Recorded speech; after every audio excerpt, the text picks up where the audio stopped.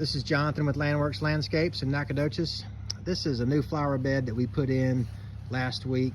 It was just open between the bed here by the house and this bed right along through here. We'll show you some pictures of that in another part of this video.